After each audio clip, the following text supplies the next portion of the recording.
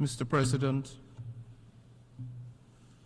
at the outset, Trinidad and Tobago aligns itself with the statements made by the representatives of the Group of 77 and China, the Non-Aligned Movement, the Community of Latin American and Caribbean States, and the Caribbean Community.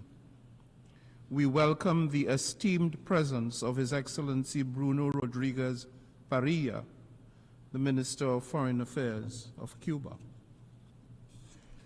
Mr. President, consistent with the Charter of the United Nations and with international law, Trinidad and Tobago subscribes fully to the fundamental principles of sovereign equality of states and non-intervention in their internal affairs.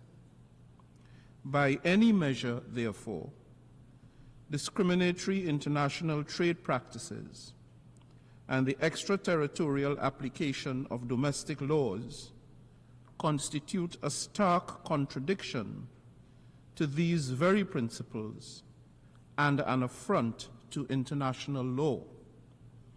It is therefore our obligation as a small island developing state in the Caribbean, a responsible member state of the United Nations, and a resolute advocate for the rule of law, to reiterate yet again our objection to the application of unilateral coercive economic measures as a means of political and economic coercion against other states.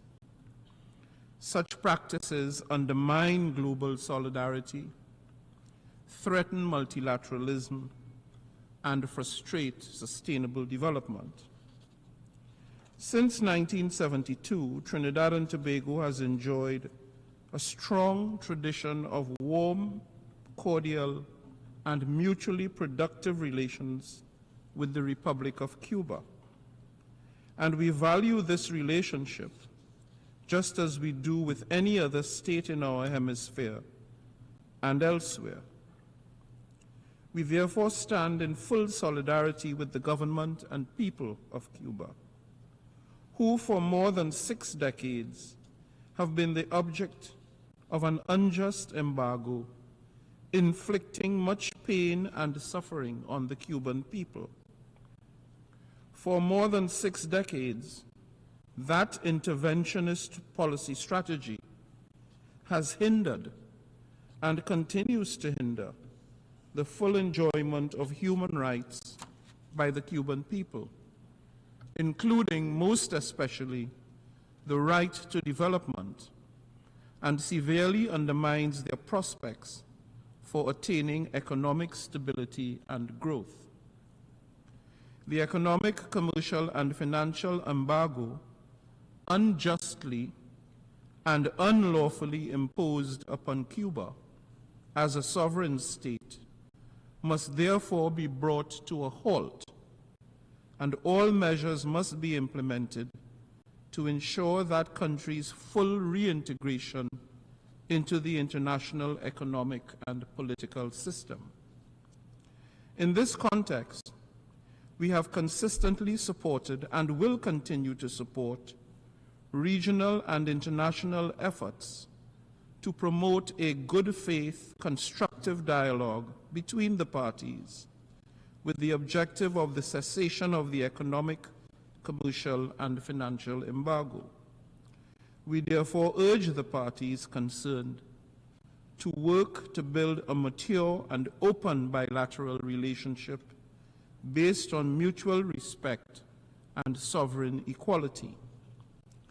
Additionally, we remain unconvinced of the designation of Cuba as a state sponsor of terrorism and call for the removal of this baseless categorization that is responsible for the imposition of incalculable costs and negative consequences for the Cuban people and economy. Mr. President, Trinidad and Tobago looks forward to the day when the Cuban people will be allowed to live without externally driven politically determined shortages of food, medicines, fuel, transport, as well as other basic services, and there will be no need for this General Assembly to adopt a resolution condemning the unlawful embargo against Cuba. However, until then, Mr. President, Trinidad and Tobago does not countenance that there will be any variation to its unwavering support for the resolution on the necessity of ending the economic, commercial, and financial embargo by the United States of America against Cuba. I thank you.